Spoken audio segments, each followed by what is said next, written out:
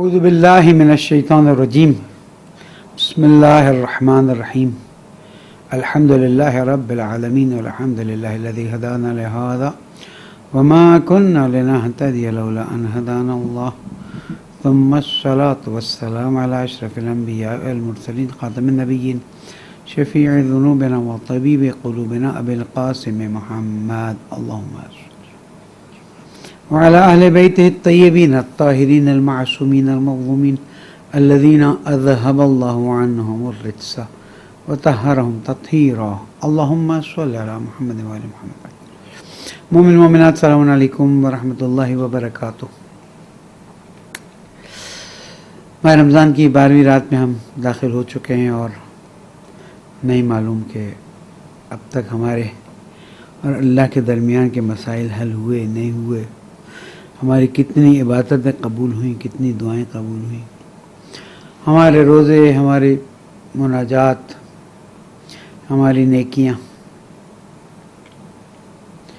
اللہ تعالیٰ کی ذات سے امید ہے کہ انشاءاللہ اپنے فضل و کرم سے ہمیں اپنے عفو درگزر میں شامل فرمائے گا اور ہمیں توفیق دے گا کہ ہم بہتر عبادت کریں، بہتر اس کے احکام پر عمل کریں اور کوشش کریں کہ اس کو راضی کریں۔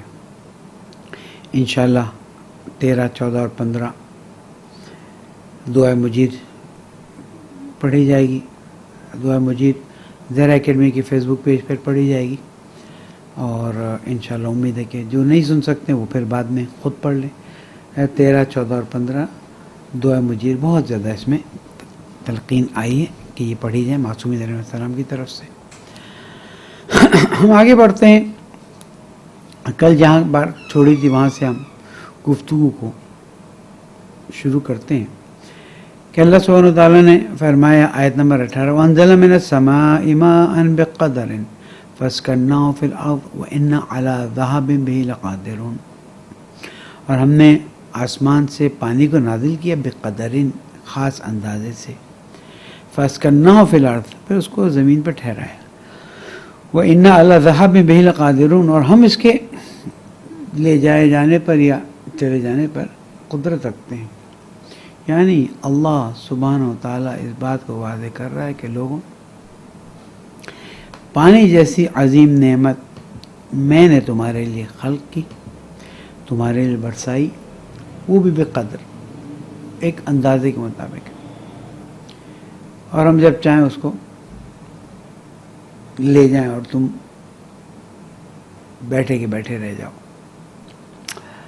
ڈاکٹر محمد ہمارے دوست محمد علی سعید صاحب نے پانی پر بہت خوبصورت کتاب لکھی ہے، اس میں آیات و روایات کی جمعآوری کے ساتھ ساتھ سائنسی لحاظ سے پانی کی اہمیت اور پانی کی کرسٹلائزیشن وغیرہ وغیرہ پر بہت اچھا کام کیا، اور ہم نے ہماری جو قرآن اینڈ سائنس فاؤنڈیشن ہے زہرا اکیڈمی کی، اس نے اس کو پرنٹ کروایا ہے۔ واقعاً مطالعے کے قابل ہے اور اس سے انسان کو احساس ہوتا ہے کہ کتنا اس کے یہ اللہ تعالیٰ نے کرم کیا ہوا ہے۔ ہم قرآن مجید سے پانی کے بارے میں چند نکات آج آپ کی خدمت میں پیش کرتے ہیں، صرف توجہ دلانے کے لیے، ورنہ پانی تو ظاہر ہے کہ انسان کی زندگی وَجَعَلْنَا مِنَ الْمَاءِ كُلَّ شَيْءٍ حَيٍّ پہلی جگہ پر آتے ہیں، یعنی آیات میں آتا ہے، اور ہم نے پانی سے ہر چیز کو زندہ کیا۔ اب پانی از دا بیسک فلوئڈ، اس کے اندر اور چیزیں ڈال دی جائیں، ملا دی جائیں، الگ الگ اس سے فائدے اٹھائے جائیں، لیکن لکوڈ فارم میں جو چیز انسانی زندگی کے لیے سب سے زیادہ ضروری ہے وہ H2O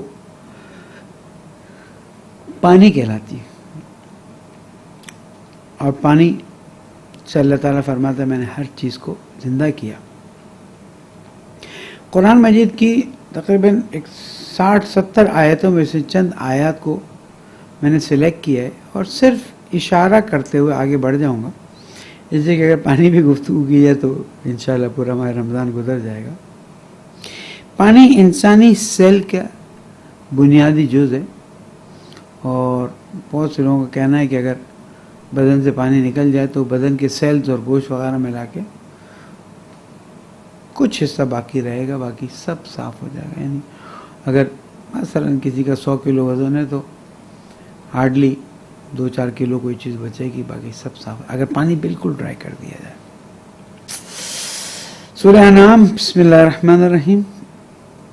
وَهُوَ الَّذِي أَنزَلَ مِنَ السَّمَاءِ مَاءً فَأَخْرَجْنَا بِهِ نَبَاتَ كُلِّ شَيْءٍ.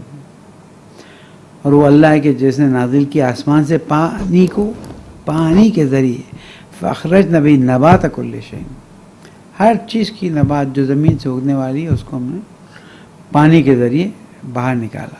پھر اللہ تعالیٰ الگ الگ سبزیوں اور دالوں اور فروٹوں کا ذکر فرماتا ہے جس کی فعلاً ضرورت نہیں ہے. پانی کی طلب جہنم میں بھی بہت سخت ہوگی. عجیب ہے، میں مکس کر کے بتاتا جاؤں گا، ایک ہی چیز پہ ڈائریکٹ نہیں جاؤں گا. اب یہاں پر آیت آ رہی سورہ اعراف. وَنَادَى أَصْحَابُ النَّارِ أَصْحَابَ الْجَنَّةِ أَنْ أَفِيضُوا عَلَيْنَا مِنَ الْمَاءِ أَوْ مِمَّا رَزَقَكُمُ اللَّهُ قَالُوا إِنَّ اللَّهَ حَرَّمَهُمْ عَلَى الْكَافِرِينَ. جہنم والے دیکھ سک رہے ہوں گے تبھی کہہ رہے ہوں گے وَنَادَى أَصْحَابُ النَّارِ أَصْحَابَ الْجَنَّةِ. اور ظاہر ہے کہ اصحاب جنت کو جب اصحاب جہنم دیکھیں گے اور دیکھیں گے اصحاب جنت کتنے کیف میں ہیں، تو وہ خود بھی ایک قسم کا عذاب ہوگا نا. تھے تو تم ہمارے ساتھ، رہتے تو تم ہمارے ساتھ تھے، ہم تمہارا مذاق اڑاتے تھے، ہم تمہاری باتوں کو مانتے نہیں تھے، آج ہمارا یہ حشر ہے، تمہارے وہ مزے ہیں. اور آواز دیں گے اصحاب نار اصحاب جنت کو، سنو ہم پر تھوڑا سا پانی چھڑک دو. سمجھتے جنت کا پانی تھوڑا چھڑکا جائے گا تو تھوڑی سی، تو جنت کے پانی کو ہم پر تھوڑا سا ڈال دو، یا اللہ نے جو تمہیں رزق کے طور پر دیا ہے وہ ہمیں دے دو، وہ ہمیں بھیج دو. قالو، جواب آئے گا اللہ تعالیٰ نے جنت کی چیزوں کو کافرین پر حرام قرار دے دیا. تو وہاں پر بھی پانی کا ذکر آ رہا ہے، اور پانی جو ہے وہ مطلوب جہنمیان بھی ہے. سورہ اعراف آیت نمبر 57 میں اللہ تعالیٰ ارشاد فرماتا ہے هو الذی یرسل الرياح بشرا بین یدی رحمتہ. وہ ہے کہ جس نے ہوا کو اپنی طرف سے خوشخبری کے لیے بھیجا، حتی اذا اقلت سحابا ثقالا سقناه لبلد میت. اور پھر ہم نے اسے ایک مردہ شہر پر ایک بادل میں پانی بھر کر بھیجا، اور اس شہر کو جو مردہ ہو گیا تھا اس پر پانی فَأَنزَلْنَا بِهِ الْمَاءَ فَأَخْرَجْنَا بِهِ مِنْ كُلِّ الثَّمَرَاتِ. پھر ہم نے اس پہ مردہ زمین پر پانی بھیجا، اس میں سے ثمرات نکلنے لگے. سورہ انفال آیت نمبر 11. جب جنگ کا زمانہ تھا، مشکلات زیادہ تھیں اور پریشانی زیادہ تھی، اللہ تعالیٰ فرماتا ہے وَيَنُزِّلُ عَلَيْكُم مِّنَ السَّمَاءِ مَاءً لِيُطَهِّرَكُم بِهِ وَيُذْهِبَ عَنكُم رِجْزَ الشَّيْطَانِ. اس حالت میں کہ جب تم پریشان تھے، اللہ نے تم پر انزل من السماء ماءً لِيُطَهِّرَكُم، تاکہ پانی جو تمہیں پاک کر دے. یعنی پانی تمہارے بدن کو پاک کرنے کے لیے بھیجا جا رہا ہے. وہ پورا واقعہ ہے، صرف میں اشارہ کرتا چلوں. وَيُذْهِبَ عَنكُم رِجْزَ الشَّيْطَانِ، تاکہ شیطان کی رجس اور گندگی اور پلیدگی کو دور کر دیا جائے. یعنی پانی ادھر جہنمی مانگ رہے تھے، مردہ شہر پر اللہ تعالیٰ نے بادلوں کی صورت میں بھیجا اور اسے زندہ کر دیا. پانی تم پر نازل کیا تاکہ تمہیں پاک کر دیا جائے اور تم سے شیطان کی گندگی کو، غلاظت کو دور کر دیا جائے. سورہ ہود جو ہے اس میں اللہ سبحانہ و تعالیٰ بہت ہی خاص انداز سے اس بات کو ارشاد فرماتا ہے، اور فرماتا ہے کہ ایک درود پڑھ دیا محمد وآل محمد پہ اللہم صلی اللہ علیہ وسلم. سورہ ہود آیت نمبر 7 ہے. وَهُوَ الَّذِي خَلَقَ السَّمَاوَاتِ وَالْأَرْضَ فِي سِتَّةِ أَيَّامٍ. اور وہ اللہ کے جس نے آسمانوں اور زمین کو 6 دنوں میں خلق کیا. وَكَانَ عَرْشُهُ عَلَى الْمَاءِ لِيَبْلُوَكُمْ أَيُّكُمْ أَحْسَنُ عَمَلًا، اور اس کا عرش، اس کی قدرت کا مرکز وہ پانی پہ تھا. اب یہاں پر عرش الہی کا وَكَانَ عَرْشُهُ عَلَى الْمَاءِ کیا معنی ہے؟ ان کو اتنا آسانی سے سمجھا نہیں جا سکتا، لیکن انسان کو مطلب سے نزدیک کرنے کے لیے اللہ سبحانہ وتعالیٰ نے اپنے عرش کو ماں پر تصور کے لیے، جیسے کشتی پانی پر چلتی ہے، صرف تصور کے لیے، خدا نخواستہ یہ نہ سمجھے کہ وہی تصور ہو گیا. اسی کہ اللہ تعالیٰ کے لیے کون و مکان لا مکان ہے، اس کی کوئی حد نہیں کہ اس کے لیے کوئی مکان ہو. یہ صرف سمجھانے کے لیے انسان اپنے. تو یہاں پر بھی اللہ تعالیٰ نے پانی کا بیان کیا اور یہ بھی بتایا کہ آسمانوں اور زمین کو 6 دن میں خلق کیا. سورہ ہود میں جب داخل ہوتے ہیں، اور انشاءاللہ کل یا پرسوں میں حضرت نوح کا واقعہ بھی ہمارے بیان میں آئے گا.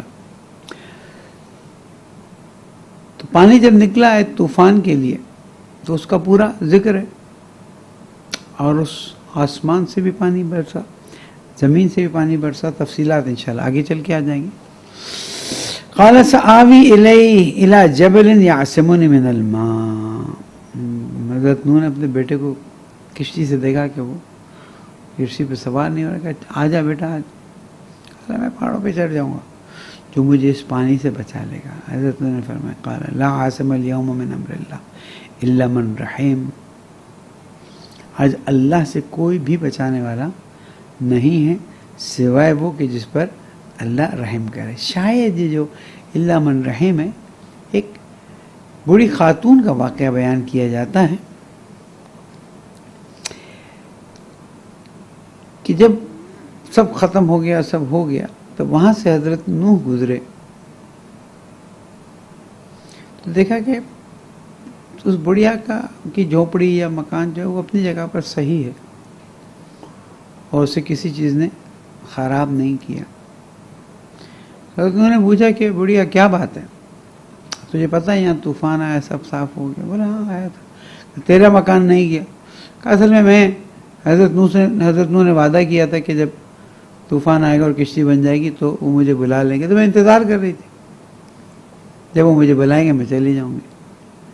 اللہ سبحانہ وتعالیٰ نے وہاں پر اسے بچا الا من رحم. وحال بینہما الموج فکان من المغرقین. پھر موج پہاڑوں کی کون سی بلندی پر. آج سونامی ذرا انٹرنیٹ پہ چیک کیجئے گا، اس کی موجیں کہاں کہاں تک گئیں. لوگ کچھ تو آپ نے خود بھی دیکھی اور کچھ چیزیں انٹرنیٹ پہ موجود ہیں، ان کو دیکھیے گا تو آپ کو اندازہ ہو جائے گا کہ سونامی کی موجیں کہاں کہاں تک کتنی اونچے اونچے جاتی. یہاں پر بھی حال بینہما، باپ اور بیٹے کے درمیان میں موج آئی. اور پھر اللہ تعالیٰ نے فرمایا وقیل یا ارض ابلعی ماءک ویا سماء اقلعی وغیض الماء وقضی الامر. حکم دیا گیا اے زمین ابلعی، نگل جا اپنے پانی کو، اور اے سما بس رک جا، ختم ہو جا. پانی صاف ہو گیا، امر پورا ہو گیا اور کشتی پر سوار ہو گئے. وقیل بعدا للقوم الظالمین. پانی جعلنا من الماء کل شیء حی، پانی نبات، پودے، پھل فروٹ. پانی جہنم والے مانگیں گے، پانی عرش اس پر مستقر ہوا. پانی رجز اور نجاست کو دور کرنے کے لیے، پانی عرش الہی اس پر مستقر ہوا. پانی اس کے ذریعے طوفان آیا، پانی اس کے ذریعے حضرت نوح کی قوم غرق ہو گئی سوائے وہ جو کشتی میں سوار ہوئے. سورہ رعد آیت نمبر 4 وفی الارض قطع متجاورات وجنات من عناب وزرع ونخیل وصنوان وغیر صنوان یسقی بماء واحد. تشریح یہ ہے کہ اللہ تعالیٰ فرماتا ہے کہ ہم نے الگ الگ قسم کے میوے تمہارے لیے بنائے اور ایک ہی زمین کے 2 حصوں میں الگ الگ طریقے کی اس میں درخت بوئے, درخت کاٹے, اور یہ سب کچھ جو تھا ایک ہے, بمائن واحد. زمین کے دو ٹکڑوں کی خاصیت الگ, زمین کے ایک ٹکڑے میں ایک طرح کے پھل پھول, بعض جگہ گندم اگتی ہے تو میوہ نہیں اگتا, بعض جگہ میوہ اگتا ہے تو سبزی نہیں اگتی, بعض جگہ سبزی اگتی ہے تو میوے نہیں اگتے. یعنی الگ الگ طرح کی زمین ہے جس میں الگ الگ طرح کی کھیتی باڑی کی جاتی ہے اور اس سے فائدہ اٹھایا جاتا ہے. جس کا میں مائن واحد, صرف ایک قسم کا پانی ہے جو سب کو فائدہ پہنچا رہا ہے. پھر آگے چلتے ہیں, تھوڑا سا دیکھتے ہیں تو ہمیں حضرت ابراہیم کے نام کی سورہ پر آیت نمبر 16 میں ورائے جہنم, جہنمیوں کو جہنم میں ڈال دیا جائے گا اور ان کے پیچھے اور پھر اس کے بعد جہنم ہے یسقا من ماء شدید, ایک عجیب و غریب کھولتے پانی سے ان کی وہاں پر پذیرائی ہوگی. الامان والفیظ. بہت سی آیتیں چھوڑتا ہوا جا رہا ہوں. سورہ کہف آیت نمبر 29, اللہ تعالیٰ فرماتا ہے قل الحق من ربکم, کہہ دو حق تمہارے رب کی طرف ہے. فمن شاء فلیؤمن ومن شاء فلیکفر, جو چاہے وہ ایمان لے آئے, جو چاہے وہ کفر کر لے. ہم نے ظالمین کے لیے نارن احاطہ بہم سرادقا, تو اس کی ستون اور اس کے سلاخیں ہر طرح سے اس کو گھیر لیں گے. وہ استغیث یغاث بماء کالمہل یشفی الوجوہ بئس الشراب وساءت مرتفقا. جب وہ پکاریں گے, چیخیں گے, کچھ پانی دے دو. گرمی کا زمانہ, یہ چند دن شدید گرمیاں ہیں, اس لیے آپ کو بہت احتیاط کرنی ہے اور سحری اور افطاری میں پوری طرح سے پانی پینا ہے. اور اگر روزے کے دوران لگے کہ طبیعت بگڑ سکتی ہے تو شریعت آپ کو اجازت دیتی ہے. یہ ایک غلط کانسیپٹ ہمارے لوگوں میں آیا ہوا ہے کہ دوپہر سے پہلے روزہ کھولا جا سکتا ہے, دوپہر کے بعد نہیں کھولا جا سکتا. رمضان کا روزہ اگر کوئی عذر شرعی نہیں تو کبھی بھی نہیں کھولا جا سکتا, اور اگر کوئی عذر شرعی ہے تو افطار کے 5 منٹ پہلے بھی کھولنا پڑے تو واجب ہے کھول دیا جائے. یہ ضدیں نہیں چلتی یہاں پر, احکام الہی میں ضد نہیں چلتی, شوق نہیں چلتا, خواہش نہیں چلتی, میری مرضی نہیں چلتی. اگر بیماری کا امکان ہے, امکان مخلائی, جو روزہ رکھنے کی ضد کر رہا ہے وہ بہانے تھوڑی کرے گا میں بیمار ہوں تو روزہ کھولوں, وہاں سے الٹا ہو جاتا ہے. جن کو نہیں روکنا ہوتا ویسے بہانے ڈھونڈ رہتے ہیں, اللہ ان کو ہدایت دے. لیکن اگر آپ روزہ رکھے ہوئے ہیں اور یا رکھنے والے ہیں اور آپ کو ہے کہ میں بیمار پڑ جاؤں گا, روزہ چھوڑ سکتے ہیں. بیماری میں اضافہ ہو جائے گا روزے کی وجہ سے, روزہ چھوڑ سکتے ہیں. علاج میں تاخیر ہوگی, روزہ چھوڑ سکتے ہیں. یرید اللہ بکم اليسر ولا یرید بکم العسر, اللہ تمہارے لیے آسانی چاہتا ہے, اللہ تمہارے لیے مشکل نہیں چاہتا ہے. تو ہمیں اس بات کا خیال رکھنا ہوگا. بہرحال یہاں پر اس بات کو کہا جاتا ہے کہ جب وہ جہنم میں شور مچائیں گے, چیخیں گے, کچھ پلا دو, کچھ میری مدد کر دو, گرمی شدید ہے, تو اللہ تعالیٰ یسقا بماء یغاث بماء, اس کے استغاثہ اور اس کی چیخ پکار پر پانی کے ذریعے, ایسا پانی جو کالمہل یشفی الوجوہ, اتنا کھولتا ہوا پانی اس کے منہ پہ ڈالا جائے گا, پیو پانی, کہ اس کے منہ کے گوشت جو ہے نا وہ پک جائیں گے. پتہ نہیں. اللہ اکبر. اعوذ باللہ من النار ومن عذاب القبر ومن عذاب الجہنم. بئس الشراب, اور کتنا گندا پینا. دنیا میں کیوں نہیں مان لیتے ہو؟ کیوں اللہ کو اپنا رب ماننے کے لیے تیار نہیں ہو؟ کیوں اس کے سامنے نماز کے لیے کھڑے ہونے کے لیے تیار نہیں ہو؟ کیوں اس کے حکم پر اپنے بیوی بچوں پر رحم کرنے کے لیے تیار نہیں ہو؟ کیوں اس کے حکم پر لوگوں کا حق دینے سے تم گریز کر رہے ہو؟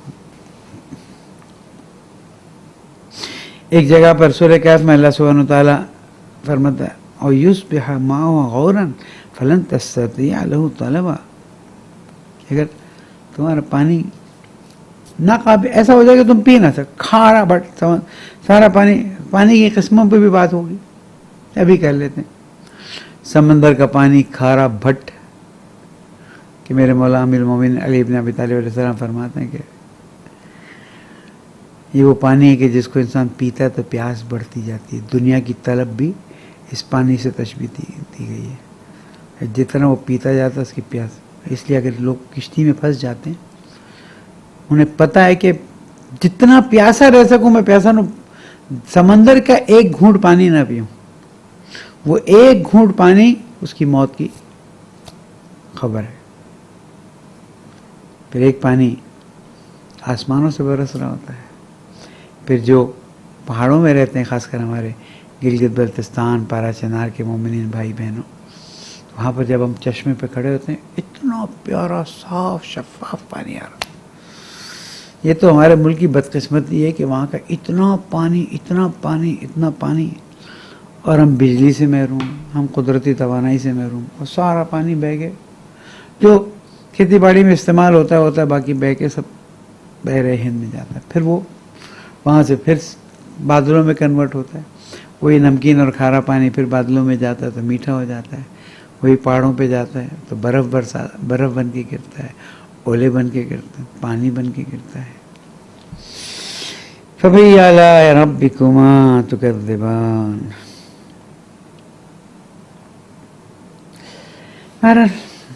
نہیں معلوم کتنی مرتبہ ہم پانی پیتے وقت اللہ کو یاد کرتے ہیں نہیں کرتے. جیسے میں نے عرض کیا سورہ انبیاء آیت نمبر 30، وَجَعَلْنَا مِنَ الْمَاءِ كُلَّ شَيْءٍ حَيٍّ أَفَلَا يُؤْمِنُونَ. اور ہم نے تو پانی سے ہر چیز کو زندہ کیا، تو پھر تم ایمان کیوں نہیں لاتے ہو؟ پتہ نہیں کیوں ایمان نہیں لاتے. سورہ نور، وَاللَّهُ خَلَقَ كُلَّ دَابَّةٍ مِّن مَّاءٍ. اللہ نے ہر زمین پر چلنے والے کو پانی سے خلق کیا. دابہ یعنی حیوان، کیڑے مکوڑے، جانور. اب پھر ایک جگہ سورہ فرقان میں ارشاد فرماتا ہے، هو الذی خلق من الماء بشرا فجعله نسبا وصہرا وکان ربک قدیرا. اور وہ اللہ ہے کہ جس نے خلق کیا ہے پانی سے بشر کو، یعنی بشر کی خلقت بھی پانی سے واقع ہوئی ہے. اگر پانی نہیں ہوتا تو انسان کی خلقت نہیں ہوتی. اور پانی نہ ہو، تھوڑا سا آپ کو مثلا وومیٹنگ اور موشنز ہو جائیں اور آپ نے فوری طور پر پانی کا انٹیک شروع نہیں کیا، انکانشیس اور موت آ جاتی ہے. پھر اللہ تعالیٰ تھوڑا سا ہمیں ہلاتا ہے سورہ واقعہ میں، افرأیتم الماء الذی تشربون. تم اس پانی کو نہیں دیکھتے جس کو تم پیتے ہو؟ شرم کی بات ہے نا. ایک ایک قطرے کے لیے ترسنے والے لوگ، اور پھر دوسری جگہ پہ پانی ایسے بہے جیسے، خاص کر وضو کرتے وقت ہمیں بہت احتیاط کرنی چاہیے. اگر آپ کو ڈر ہے کہ آپ ایکسٹرا پانی بہا دیں گے، ایک مگ یا جام جس کو کہتے ہیں اس میں لے لیجئے، ایک گلاس میں لے لیجئے، یا وضو کے لیے جیسے پرانے زمانے میں لوٹا رکھا جاتا ہے لوٹا رکھ لیجئے. پانی کے اسراف کی کوئی معافی نہیں ہے، اللہ معاف کرے. افرأیتم الماء الذی تشربون. کیا تم اس پانی کو دیکھتے ہو کہ جس کو تم پیتے ہو؟ یعنی تم پی جاتے ہو گڑ گڑ گڑ گڑ گڑ، تم کو خیال ہی نہیں آتا کہ ایک بسم اللہ بول دوں، ایک صلوات اللہ علی الحسین بول دوں. اور بعض علماء نے کہا کہ صلوات اللہ علی الحسنین بولیں آپ، اس لیے کہ امام حسن علیہ السلام کی بھی پیاس بہت شدید تھی. اور سورہ ملک میں اللہ تعالیٰ فرماتا قل ارأیتم ان اصبح ماؤکم غورا فمن یأتیکم بماء معین. اگر تمہارا پانی جو ہے نا وہ ناقابل نوشیدنی ہو جائے، فمن یأتیکم بماء معین، تو پھر تمہارے لیے پینے والا گوارا پانی کون لائے گا؟ کیا بات ہے. تو یہ بعض آیات تھی جن کی طرف مجھے توجہ دلانی تھی کہ اللہ سبحانہ وتعالیٰ نے پانی کے سلسلے میں ہمیں بہت سی چیزوں کو بتایا، اور ہماری توجہ اس طرف کی کہ ہمیں پانی کے مسئلے میں بہت زیادہ خیال رکھنا چاہیے اور پانی کا اسراف نہیں ہونا چاہیے. پانی سے ہر چیز اگتی ہے، پانی سے ہر چیز زندہ ہوتی ہے، اور یہی پانی ہے کہ جس کو لوگ ترستے ہیں. اللہ تعالیٰ نے ہمیں توفیق دی ہے اور ہم چند سالوں سے بعض مومنین کے تعاون سے پاکستان میں پانی پرووائڈ کر رہے ہیں. بعض جگہوں کے واقعات آتے ہیں تو آنکھوں میں آنسو آ جاتے ہیں کہ پالنے والے کہاں وہ لوگ کہ جو 2-2 کلومیٹر 2 گڑھے اٹھا کر 2-2 کلومیٹر 2 گڑھے اٹھا کر پانی بھرنے آتے ہیں اور پورے 24 گھنٹے وہی پانی ہے، آنا جانا پینا، تیار ہو کے واپس گھڑے اٹھا کے بھرے ہوئے لے جانا. خوب ان نعمتوں پر شکر کریں، اور اگر کہیں اسراف ہو رہا ہے تو اس سے بچے. پانی کا اسراف بہت زیادہ جواب دہی مانگتا ہے. پانی کے قطرے قطرے کی حفاظت ضروری ہے. حتیٰ معصوم فرماتے ہیں کہ اگر دریا کے کنارے نہر کے کنارے ہو تو وہاں پر بھی تم پانی کا اسراف مت کرو. حتیٰ نہر کے کنارے پانی، یہ تو پانی ہے اور پانی نہیں، وہاں عادت ہو جائے گی تو دوسری جگہ جاؤ گے تو وہاں پر بھی اسراف کرو گے. خوب وَأَنزَلَ مِنَ السَّمَاءِ مَاءً بِقَدَرٍ فَأَسْكَنَّاهُ فِي الْأَرْضِ. طوفان لانا ہو پانی، سیلاب لانا ہو پانی، اتنی بارشیں بس آئیں کہ پہاڑ، ہم نے دیکھا آزاد کشمیر میں بہت سی جگہوں پہ اتنی بارش آئی کہ پورے کے پورے پہاڑ لینڈ سلائڈ، بستیوں کی بستیاں سب غائب ہو گئی. تو جہاں پانی اتنی بڑی نعمت ہے وہاں پر پانی کسی وقت انسان کے لیے سختی، تکلیف اور عذاب کا باعث بھی بن جاتا ہے. اس لیے اپنے رب کی عبادت کریں، اپنے رب کی اطاعت کریں اور ان کی نعمتوں پر شکر کریں.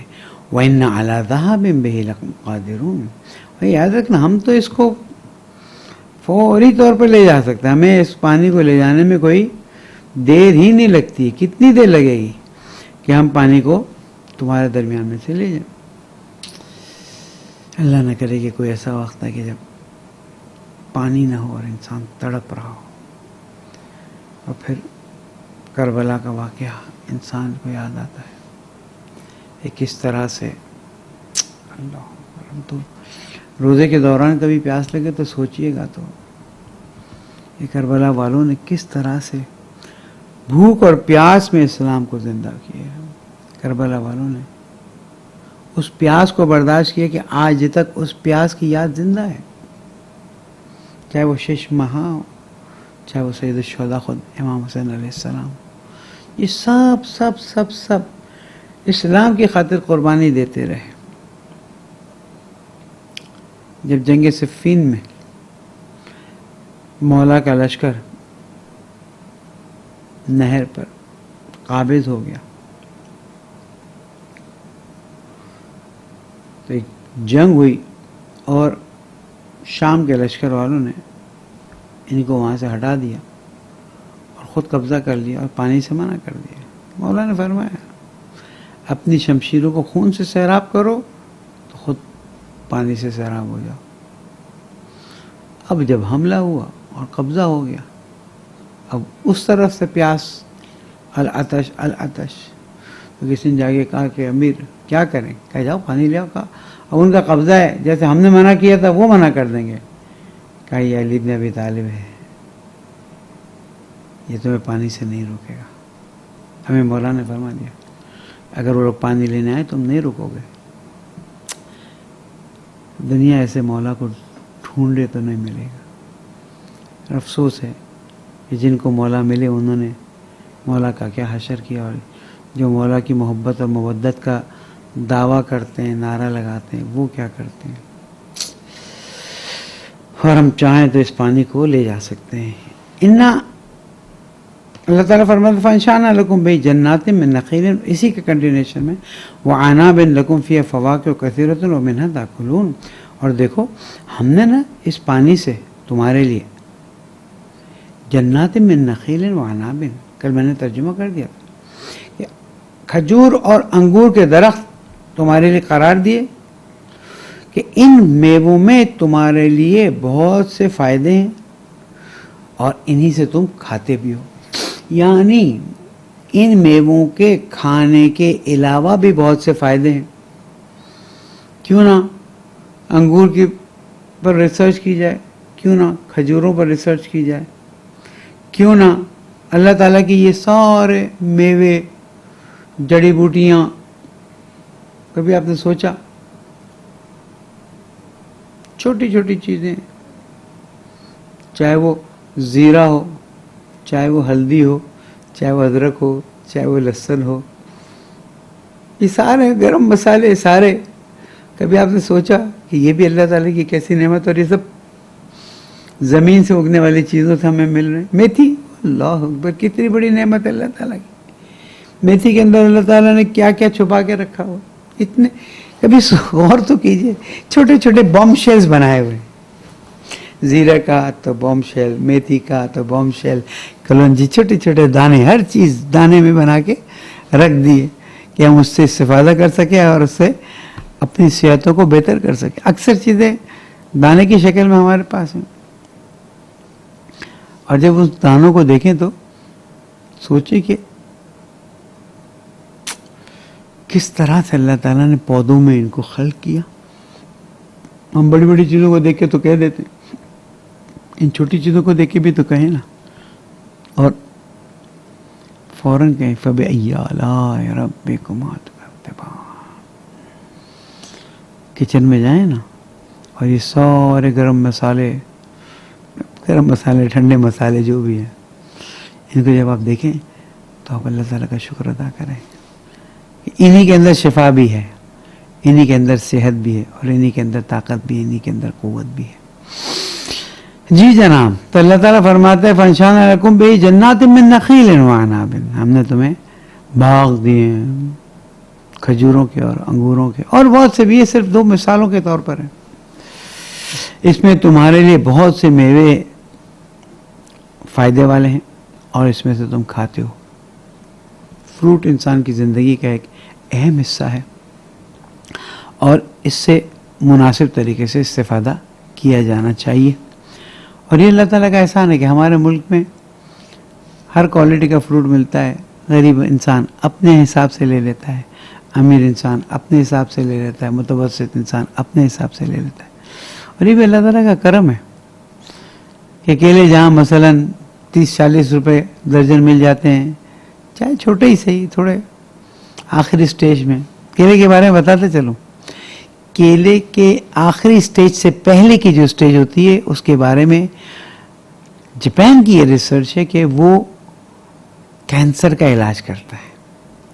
یعنی نقل کیا گیا میرے لیے، جاپان میں کیلے جب بالکل ڈارک، جیسے ہمارے یہاں چتری والے کیلے ہوتے ہیں، سڑنے سے پہلے، وہ سب سے زیادہ کاسٹلی ہوتے ہیں. شاید 1 دن 2 دن اس کی باقی لائف ہوتی، پھر سڑنا شروع کر دیتے. اور جب آپ اس سٹیج پہ کھائیں گے تو آپ کو ایک خاص قسم کا اس میں ٹیسٹ بھی آتا ہے، مزے کا ٹیسٹ ہوتا ہے. کہا جاتا ہے کہ یہ کینسر کے علاج کے لیے بہت اچھا ہے. لیمو کے بارے میں تھوڑا سا یہ بھی میں بات کر لوں. میں نے سوچا تو تھا کہ ان چیزوں کو لا کر سامنے رکھوں گا اور نکال کے دکھاؤں گا.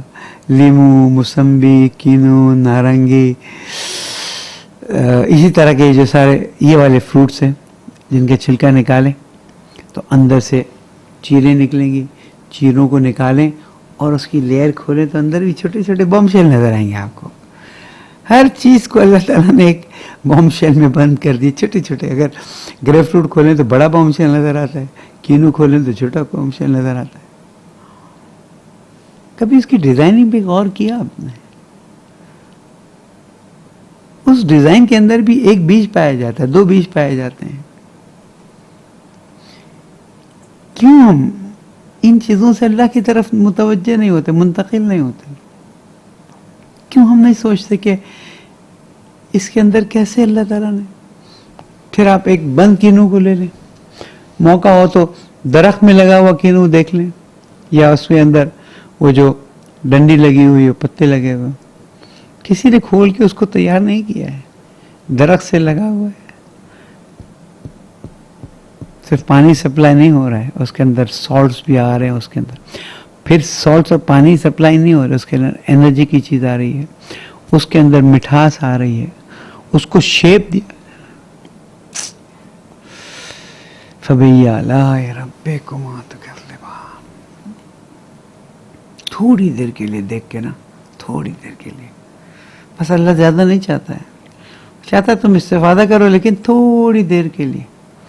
جب یہ کینو، سنترے، نارنگی، موسمبی، لیمو، ان چیزوں کو کھولیں آپ تو ایک لمحے کے لیے اس کو دیکھیں کہ اس کی لیئر کے اندر کھول کے کیسی سیٹنگ ہوئی، اس کی سیٹنگ، اس کی ڈیزائننگ دیکھیں آپ.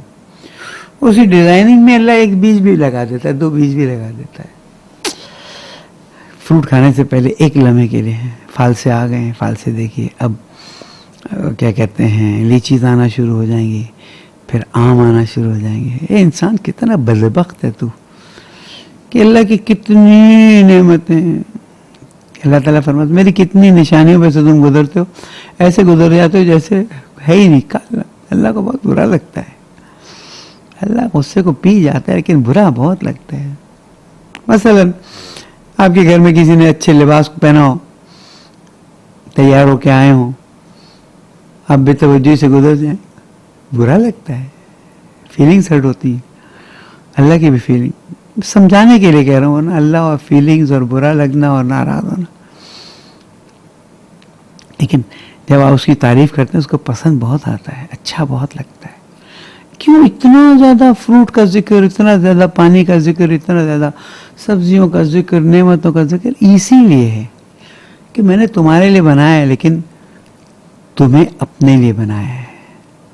تم میرے ہو، اور جب تم میرے ہو تو صرف میری تعریف کرو گے، صرف میری تسبیح کرو گے، صرف میری تکبیر کرو گے، پھر میری تحلیل کرو گے. سبحان اللہ والحمد للہ ولا الہ الا اللہ واللہ اکبر. کہاں جائے گا، کہاں جائے گا انسان؟ ہر چیز بس ہڑپ ہڑپ ہڑپ. افطار کے ٹائم سے پہلے میں ریکویسٹ کروں گا جو اول وقت نماز نہیں پڑھ سک رہے یا کوئی منتظر اس وجہ سے افطار کرتے ہیں، ان کو ریکویسٹ کروں گا افطار دسترخوان پہ لگا دیں ٹائم سے 4-5 منٹ پہلے. اور جہاں دعا مانگ رہے ہیں، میری بیٹی کی شادی ہو جائے، میرا بزنس اچھا ہو جائے، میری صحت ٹھیک ہو جائے، میرے دوست احباب کے مسائل ہو جائے، فلاں فلاں فلاں، وہاں تھوڑی دیر خاموش ہو جائیے اور ہر نعمت پر غور کیجیے. خاص کر ہم پاکستانی تو پکوڑوں کے بغیر افطار کرتے ہی نہیں. کسی نے کسی سے پوچھا بھائی تم اتنے پکوڑے کیوں کھاتے ہو؟ کہنے لگا بھائی ہم نے روزہ ہی پکوڑوں کے لیے رکھا ہے. پکوڑوں کے کھانے کا مزہ روزے میں ہی آتا ہے. بیسن کہاں سے آیا، اس کا تیل کہاں سے آیا، اس کے اندر آلو ہے، اسپینچ ہے، اس کے اندر مرچیں کہاں سے آئیں. خوجہ کمیونٹی میں کیلے کے پکوڑے بھی بنتے ہیں، اس کا کیلا کہاں سے آیا، اس کی خصوصیت کہاں سے آئی. کیپسیکم کے پکوڑے، پھر دہی بڑے پڑے ہیں، اس کی چیز 2 منٹ تو دے دیں، 2 منٹ تو تفکر کریں. 3 اور پورا دن بھوکے بیٹھے ہیں، ابھی اذان نہیں ہوئی ہے، وقت نہیں ہوا ہے، دسترخوان بچھا لیں اور پھر ہر چیز کو دیکھ کر سبحان اللہ اور اس کی تعریف کرنے کے بعد الحمدللہ بولیں. ایمان کو بڑھانے کے لیے بہت زیادہ نمازیں نہیں پڑھنی ہیں، بہت زیادہ جانمازوں پہ کھڑا رہنا نہیں ہے. یہ سب فارمولاز پریکٹیکل فارمولاز ہیں. اتنا لذت حاصل ہوگی، اتنی خوشی ہوگی آپ کو کہ اللہ تعالیٰ نے آپ کے ایک دسترخوان پر ایک کھانے کی ڈش کے لیے کہاں سے کہاں چیزیں کروائیں. تو آج دسترخوان پہ کہیں تربوز ہے، تو کہیں کیلے ہیں، تو کہیں پکوڑے ہیں، تو کہیں سموسے ہیں، تو کہیں دہی بڑے ہیں، تو کہیں چھولے ہیں. فبأي آلاء ربكما تكذبان. میں اس لیے آہستہ آہستہ جا رہا ہوں کہ یہ ساری چیزیں نیگلیکٹڈ ہیں اور یہ آیات ہیں ہی اس لیے. ورنہ میں مثلا کوئی قرآن ختم کرانے کے لیے تو یہاں نہیں بیٹھا ہوں. میں تو آپ کے ذہنوں کو اور اپنے ذہنوں کو جو جم گیا، برف کی طرح سالڈ ہو گیا، اس کو پگھالنے کے لیے آیا ہوں. اب جب آپ رات کا کھانا کھائیں گے، ہمارے یہاں تو یہی ہوتا ہے، افطار کر لیا، پھر نماز، دعا، درس وغیرہ، پھر رات کا کھانا کھائیں گے. چاول کے دانے کو دیکھیں گے تو دیکھ کے کہیں گے سبحان اللہ، یہ بھی بم شیل بنائے ہوئے. دال کے دانے کو دیکھیں گے تو وہاں پہ بھی کہیں گے سبحان اللہ. گندم کے دانے کو بھی دیکھیں گے. دیکھیں نا، غور کریں نا، تھوڑا سا ٹھہر جائیں نا. فوراً منہ میں ڈالنا ضروری ہے، فوراً کھا لینا ضروری ہے نہیں. اگر آپ نے یہ پریکٹس کر ڈالی کہ ہر لقمے پر سبحان اللہ، الحمدللہ، شکرن للہ، تو آپ پتہ نہیں اس ماہ رمضان میں عرفان کی کون سی منزل پہ پہنچ جائیں گے. اب سوال ہوگا کہ مولانا رات کو نمازیں پڑھنا زیادہ بہتر ہے یہ تفکر ساعت افضل من عبادت 70 سنہ. ائمہ معصومین کے دین پر چلنے کا یہی تو مزہ ہے کہ کچھ دیر اللہ تعالیٰ کی نعمتوں پر تفکر کریں 70 سال کی عبادت سے بہتر ہے. وہ شربت کے اندر چیا سیڈ یا تخم ملنگا یا لیمو کا پانی، وہ لسی جو آپ کے سامنے لا کے رکھی گئی ہو، وہ دودھ جو آپ کے سامنے لا کے رکھا گیا ہو، ایک طرح سے اللہ کے اس نعمت کو درک کیجئے. شکر کریں لیکن درک کر کے شکر کریں، ورنہ شکر اللہ وہ بھی غفلت کا باعث بن جاتا ہے. ہر نعمت کو دیکھیں میرے پاس کتنا، اور پھر کھانے کی دعا پڑھے اللہم ھذا من منک و فضلک و عطائک. پہلے والے تیری منت ہے، تیرا احسان ہے، فضل ہے، تیرا احسان ہے، تیری عطا ہے. فبارک لنا فیہ، پہلے والے اتنا دیے اور بھی برکت دے، زیادہ نہ دے برکت دے. وصوغنا ہو، ہمیں اس کو اچھی طرح سے استفادہ کرنے کی توفیق. رب محتاج الیہ، کتنے محتاج ہیں اس رزق کے لیے. رب محتاج الیہ، کتنے محتاج ہیں جو یہ رزق کے لیے ترستے تڑپتے ہیں. پاکستان میں کسی ایک شہر کی تصویر آئی تھی، خبر آئی تھی کہ جب میرے خیال میں سندھ میں سے کہیں تھا، جب باپ نے دیکھا کہ 2 رات 3 رات افطار کے وقت بچوں کے پاس پانی کے علاوہ کچھ نہیں ہے، باپ نے گولیاں کھائیں زہر کی اور کہہ کہ بیٹا میں تم لوگوں سے شرمندہ ہوں کہ تمہارا کھانا نہیں انتظام کر سکا. شیئر کریں نعمتوں کو شیئر کریں. ایک طرف سے نعمتوں پر غور کریں، ایک دوسرا نعمتوں پر شکر کریں، 2 نمبر 3 نعمتوں کو شیئر کریں. آپ کے گھر میں کام کرنے والے ہیں، آپ کے اطراف میں کام کرنے والے ہیں، آپ کے چوکیدار ہیں، آپ کے ڈرائیورز ہیں، ان کے ساتھ شیئر کریں. اللہ کو بہت پسند آتا ہے جب آپ کمزور طبقے کی مدد کرتے ہیں. اللہ کہتے ہیں تو میرا کام تو تم کر رہے ہو، چلو تم نے میرا کام کر دیا، میں تمہارا کام کر دوں.